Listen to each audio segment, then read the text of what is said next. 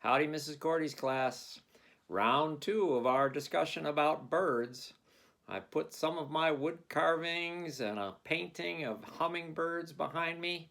I hope you've had some fun going out and observing birds. There is a group of people that call themselves bird watchers. And in a moment, I'm going to share with you a bingo game that you can play in your backyard. But before we do that, just a couple of questions I'm going to ask. Ali S., when an animal has a skeleton on the inside, what's the V word?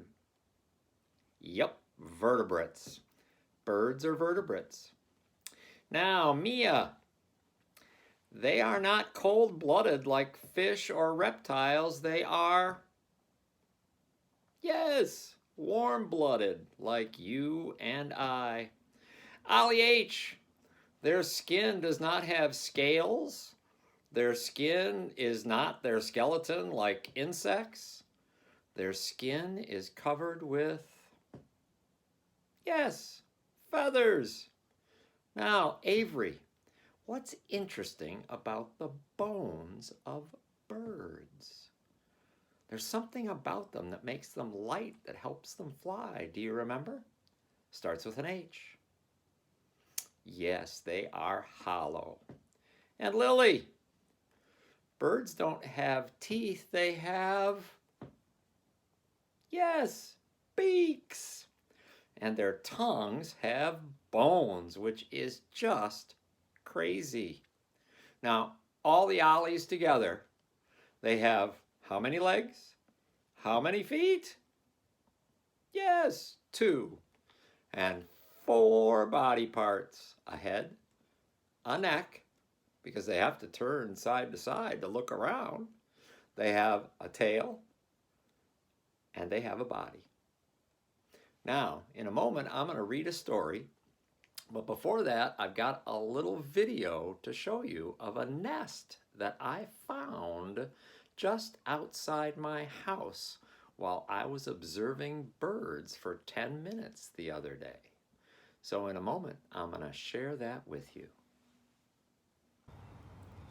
Well, Mrs. Cordy's class, I've been out on my front porch, and in the last 10 minutes, I've seen about 11 different kinds of birds. I know and can identify a few of them, but not all of them.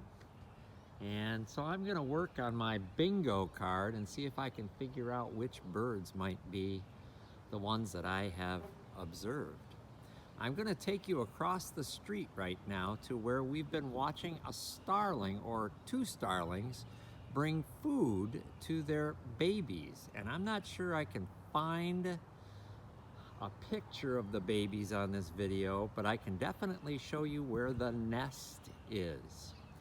And the nest is in here, and you might be able to hear the birds crying.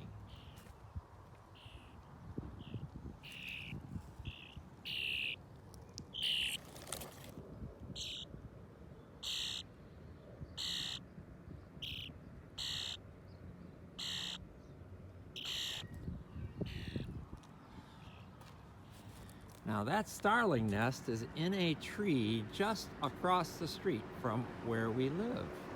And all I've had to do is sit on the porch and watch the starlings coming back and forth.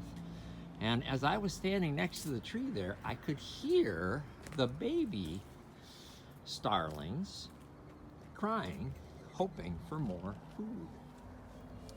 Now in my front yard, we've got a lot of flowers that tend to bring robins in the morning.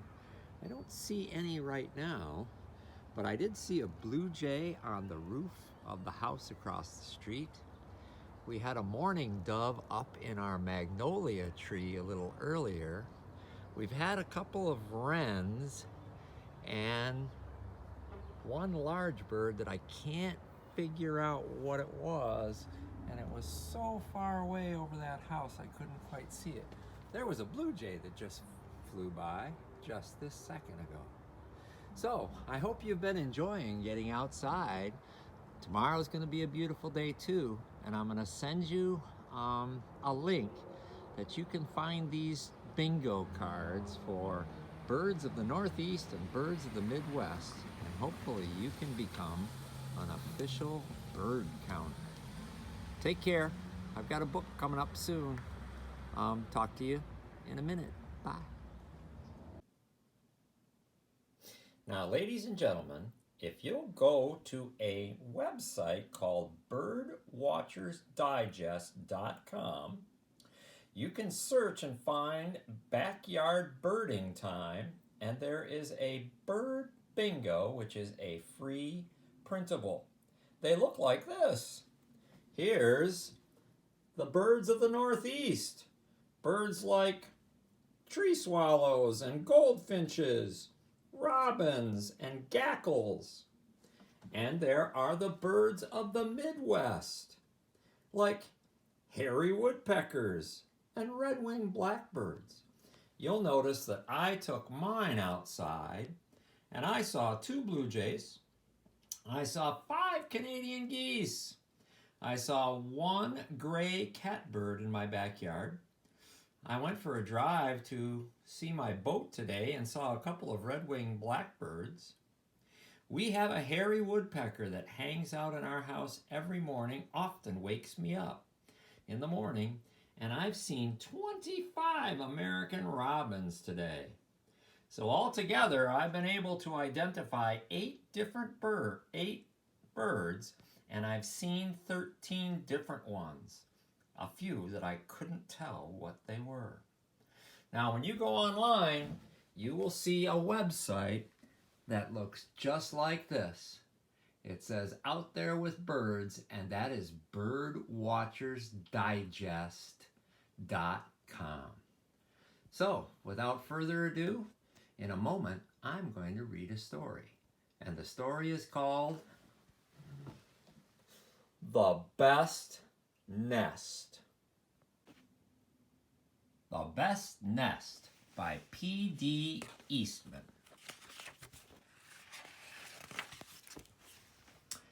Mr. Bird was happy. He was so happy he had to sing. This was Mr. Bird's song. I love my house, I love my nest, in all the world my nest is best. Then Mrs. Bird came out of the house. It's not the best nest, she said. I'm tired of this old place, said Mrs. Bird. I hate it.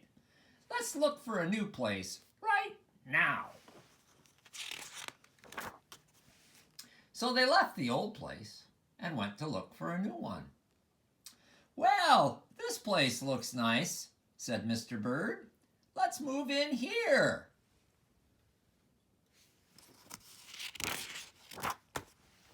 But someone else had already moved in. So they looked at another house. Wow, doesn't this one look nice? Said Mr. Bird. And there's nobody in it. You're wrong, said Mrs. Bird. This house belongs to a foot. So they went on looking.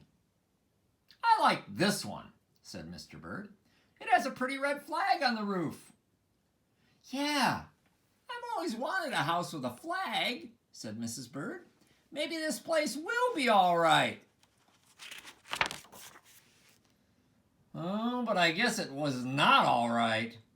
I guess we made a mistake, said Mr. Bird as the mailman put a bunch of mail inside.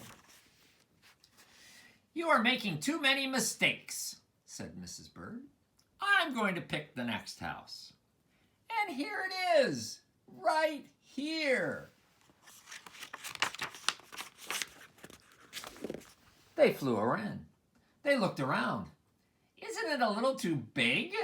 Asked Mr. Bird. I don't know. I like this big place, said Mrs. Bird. This is the place to build our new nest. Well, what do you think? You want to make a prediction as to what's going to happen here?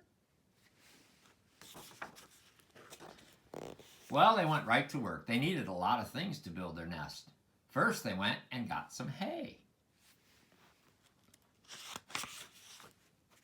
Then they got some soda straws.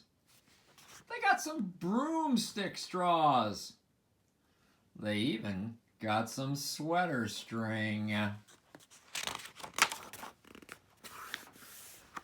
They got some stocking string and mattress stuffing. They got some horsehair. They got some man hair. Soon they had all the hay and all the straw and all the string and all the stuffing and all the horsehair and all the man hair that they could carry, and they took it back to their new nest. Mr. and Mrs. Bird worked very hard. It took them the rest of the morning to finish their nest. "Wow, this nest is really the best," said Mrs. Bird. "I want to stay here forever." Now Mr. Bird was very happy too. He flew to the top of his house. He sang his song again. "Oh, I love our new house, I love our nest, in all the world our nest is best." Now he was so busy singing, he didn't even see Mr. Parker coming along. Every day at 12 o'clock, Mr. Parker came to the church. Mr. Parker came to pull a rope. The rope went way up to where the bird's new nest was. Did you predict this was going to happen? Bong, bong, bong! The rope rang the big bell right under Mrs. Bird's nest. Mrs. Bird got out of there as fast as she could fly. It was loud. Bong, bong, bong, bong, bong, bong, bong, bong. 12 times. When Mr. Bird went back, all he could see was a mess. There was hay and string and stuffing and horsehair and man hair and straws everywhere. Where did Mrs. Bird go? "I will go and look for her until I find her," said Mr. Bird. He looked high. He looked low. He looked everywhere for Mrs. Bird. He looked down into a chimney, but Mrs. Bird wasn't there. He looked down into the water barrel, but Mrs. Bird wasn't there either. Then he saw a big fat cat. There was a big fat smile on the fat cat's face, and there were some pretty brown feathers near the fat cat's mouth. "Oh, oh," Mr. Bird began to cry. "Oh dear, I think this big fat cat has eaten Mrs. Bird." Mr. Bird flew off. "I'll never see her again," he cried. It was beginning to rain. It was getting dark. It started to rain harder and harder. Mr. Bird could not see where he was going. Crash! Mr. Bird bumped right into something. It was his old house. That old house that Mrs. Bird hated. "I'm going to go inside and rest here until the rain stops," he said. Mr. Bird went in. And there, he saw Mrs. Bird sitting right there. And she was singing, "I love my house, I love my nest. In all the world my nest is best." "You here?" gasped Mr. Bird. "I thought you hated this old nest." Mrs. Bird smiled. "I used to hate it, but a mother bird can change her mind. You see, there's no nest like an old nest for a brand new bird." And when the egg popped open, that new bird thought his nest was the best too. And that's the end. Well, Mrs. Cordy's class, I hope you enjoyed our work with birds. I hope you liked that starling nest that I showed you. That's certainly the best nest. And many birds, especially birds like eagles and ospreys, they often return to the same nest year after year after year. So, ladies and gents, go out and be bird watchers. Or if nothing else, go out and watch for things that fly like birds do. Bye.